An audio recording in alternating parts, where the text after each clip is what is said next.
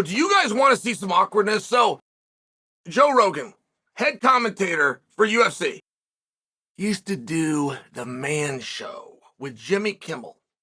And Joe Rogan started a podcast called the Joe Rogan Program. It's huge. It's like 3 hours an episode. It's very, very meaningful. I've done it before. It's a lot of fun, and it gets a lot of views. If you want uncomfortableness, okay? Do you ever watch The Office? The Office is one of my favorite shows ever. For sure a top 3. My mother couldn't watch it because one thing that The Office did that was its humor is they would create awkward, cringeworthy moments.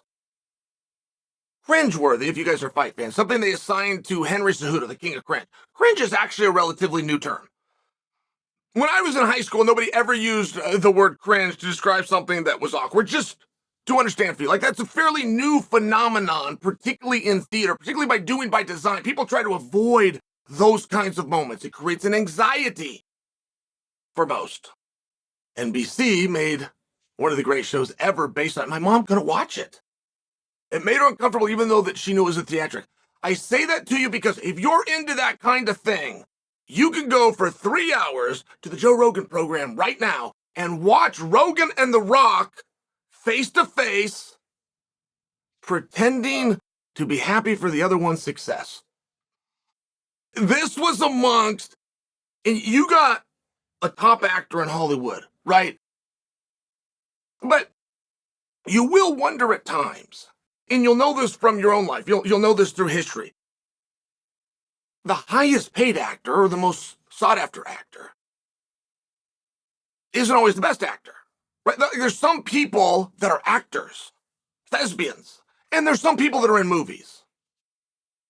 I did a movie and I had people saying that to me, hey, you're an actor now. Hey, you're an actor. No, I'm not an actor. No, I'm a gangster, but I'm in a movie. And there's a meaningful difference. And I think it's helpful if you can identify which one you are. Like if you were to talk about probably the best thespian out there right now is Daniel Day-Lewis, probably. And most of you, if you're curious who I just said, are Googling him right now. When he pops up, you might recognize him and you might not.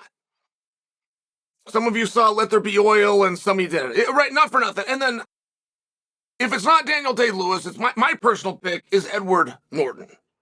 And Edward Norton is recognized and he's very well paid, but they don't always go hand in hand. And either way, those guys together can't draw like The Rock. And that doesn't mean The Rock is better, but it's very relevant. It's really relevant to what I'm talking about because Joe Rogan is also a performer, but he's not Daniel Day-Lewis. He's not going to go and get a script and people to do it. The acting that went on, I mean, they tried, right? The story is told in your eyes. You ever hear that from somebody? They smile with their eyes. But it's true. And these two are going through the mannerism. They're going the back of me. If they would have stood in and get the bro hug and come over the top with it. This was the phoniest bull that I have seen in my time of watching digital entertainment. And I wish they would have just ripped it off. I wish they would have just gone for it. Straight up head to head. And the world would have liked to know as well, Rock, why are you here? And one thing about Joe Rogan, he's very humble. It might surprise you. Joe does not know and or brag and or act as though, take it from me and do like me and I should be all of your idols. Everybody in comedy, I'm funnier and sell more tickets. He's not like that. Everybody in podcasting, I do it better than I did it first. I made more money. He's not like that. In fact, he'll tell you the opposite. Hey, I don't know anything about business. I got good people around me. And boom, he moves right on to the next thing. He's just a very humble guy. And I say that because I wish he would ask a lot of the guests of the Joe Rogan Program, why are you here? Some of them are obviously selling something. Most are seeking attention. That makes sense. There's nothing wrong here. But when you have a guy like Elon Musk could be a great example. Or when you have a guy like The Rock, you start to figure out Elon Musk. So we go, okay, but you live up the road. We all read that you left California, came here. That's actually the same thing I did, and we're in the same town. The Rock, why is he there? Just why did he go to Texas? Was he doing something else and he swung by and the schedules aligned? And Joe Rogan, despite his disdain, and The Rock, despite his disdain, and the elephant in the room that we all know is there that's never going to be discussed, like in spite of all of that, Is it easier to just pretend, or was there something else going on? There's a speculation that The Rock is considering running for Joe Biden's spot. Now, why would he go to Texas? If he was already there and do something, we're all cool in the gang. Great answer. But for the biggest star in Hollywood that can get on any medium that he wants, why? Why that one? I get how big it is, but you're still not convincing me. He's going to catch a private jet out to Texas to drive to the spaceship to sit down with a guy that he doesn't like and who doesn't like him. You're just not going to convince me. And then the one thing that they actually have to discuss that anybody would give a goddamn about, they don't. They didn't even touch it. And you're just not going to convince me that was above board as much as those two guys wanted to pretend. Does that lean to the idea that The Rock's on a media tour? He was in Washington, D.C. only hours before that. He was asked point blank, are you running? And he did not say no. And the only reason that that's relevant is it was speculated in 2016 that The Rock was going to run. Now, The Rock would have run. I apologize. He would have won in 2016. Nobody knew what his positions are. Nobody understood anything like that. But The Rock is the coolest guy of my lifetime. And that's not a word that you get to use very often. And that's largely kind of based on what school district you went to. In my school district here in West Atlanta, I can tell you, the good people of Wood Middle School stopped using the word cool somewhere around the 8th grade. By high school, it was long gone. Everybody was cool. Everybody could find a group or a fashion, and then those guys thought they were cool, and they could go do their own thing, right? Fill up a car and go have a great time on a Saturday night. But The Rock, for whatever that word is the coolest guy of my lifetime. And I do think it's very interesting because in 2016, when this started, he was flattered. I think he was stunned. Oh my God, people like me this much? I've never stated a view. You guys like me this much? And the answer was yes, he would have won in 2016. He would have won in a landslide. But when it started coming out that he was leaning left, the left will eat their own. And they came after him instantly. And they let him know right away, do not feint this. Do not feint it. Do not pretend it. Here's what will happen. And he backed down quickly.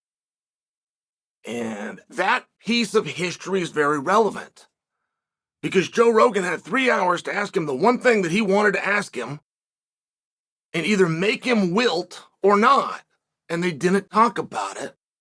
And they pretended. You had two actors pretending. Oh my God, it was so awkward. But why was he there?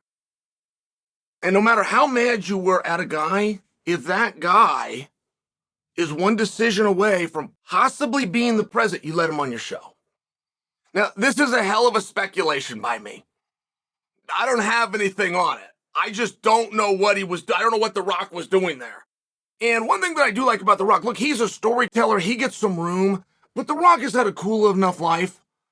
He's got cool enough actual stories that he doesn't quickly default into kayfabe and storytelling. He's got enough hot things going on right now. Like if you saw Hulk Hogan on the Joe Rogan program, Hulk was making up story after story after story. And there's no problem. He'll never get called a liar. He's a worker. He's been telling stories from the time he slammed the giant and dropped that leg on him and covered him for the 1, 2, 3. Right? He's been telling stories. They got pretty weird. He hit up Vince McMahon's attic for 2 weeks until Randy Savage called the FBI on him. They got weird. And he doesn't have a lot going on, though. There would be reasons that you could point to if you were in his position that you're going to use an opportunity to get as many headlines as you can. The Rock had a story that he was considering going into Pride. And the year would have been 1997. Now, people can get years wrong. People can get facts wrong.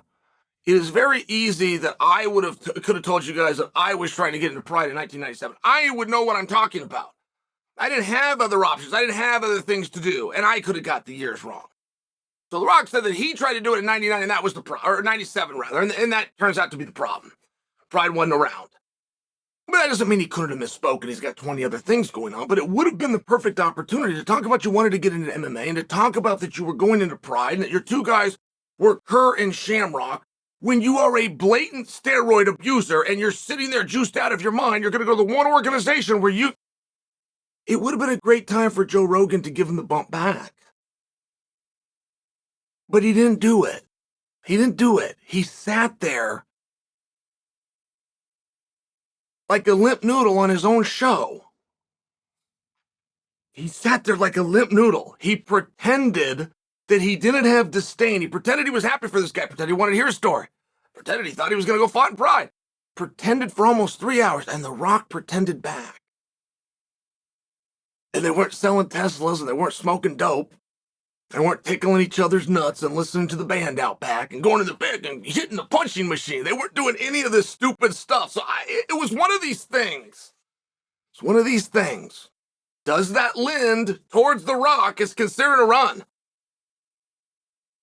I mean, it's one of those things, right? You want to be uncomfortable for 2 hours and 44 minutes? Go watch The Rock on the Joe Rogan program right now.